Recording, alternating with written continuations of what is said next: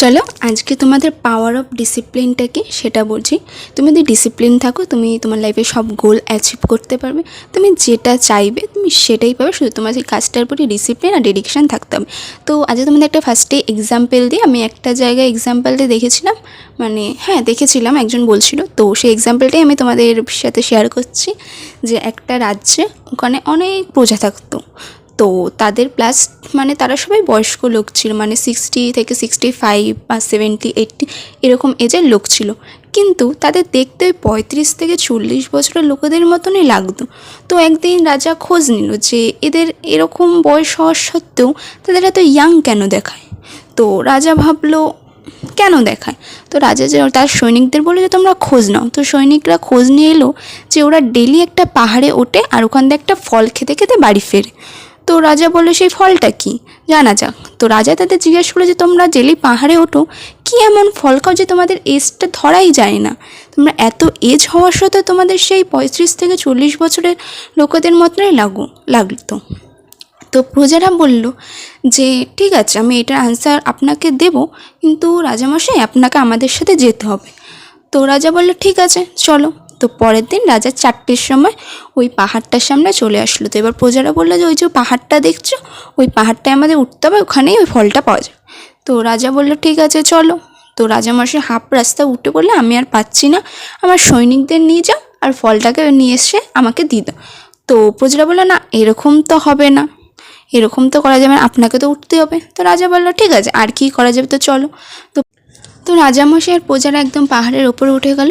তো এবার রাজামশাই ওপরে উঠে গিয়ে চারিদিকে খুঁজছে যে কী এমন ফল যেটা খেলে আমার বয়স বাড়বে না, আমি ইয়াং থাকবো, তো ভালোভাবে যুদ্ধ করতে পারবো। তো খুঁজছে এদিক ওদিক। তো ওদের জিজ্ঞেস করলো প্রজাদের যে কোথায় সেই ফল। তো প্রজারা বললো ঠিক আছে আপনি একটু অপেক্ষা করুন, আমি বলছি কোথায়। তো প্রজারা কী করলো, নিয়ে গিয়ে একটা পেয়ারা গাছের সামনে দাঁড় করিয়ে দিল, এই সেই ফল।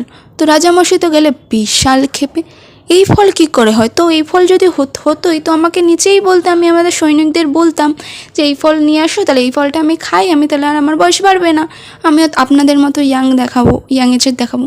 তো প্রজারা বলে এই ফলটা আসল রহস্য না, আসল রহস্য যে আপনি যে নিচ থেকে ওপরে উঠলেন, ডেলি আমরা এটা করি, ঠিক এই কারণেই আজ আমরা ফিট, যে আমি ডেলি এক্সারসাইজও হয়ে যায়, আমার ডেলি ব্যায়ামও হয়ে যায়, আমাদের স্ট্রং থাকি আমরা, যে আমাদের শরীরে রোগ ব্যাধি কিছু সেরকম হয় না, কারণ আমাদের শরীরটা তো ডেলি খাটছে, তো হবে কি করে। তো এটাই হলো একটা পাওয়ার অফ ডিসিপ্লিন, যে তুমি হয়তো আজকে এই কাজটা করতে পারছো, তুমি দেন বোর হয়ে যাচ্ছ পরে করছো না, এই কাজটা ছেড়েছে তোমার মধ্যে কোনো এফেক্টই পড়বে না। কিন্তু তুমি যদি 1-2 বছর বা 4-5 বছর বা 10-12 বছর বা 15-20 বছর ধরে কাজটা করতে থাকো, তোমার সেই কাজটা অভ্যাস হয়ে যায়, তোমার ডেলির হ্যাবিট হয়ে যাবে এবং তুমি তোমার ফল বা এফেক্টটা দেখতে পাবে। তো প্রজারা এই গল্পটার মধ্যে এটাই বোঝাতে চাইলো যে তুমি পাওয়ার অফ ডিসিপ্লিনটা কী।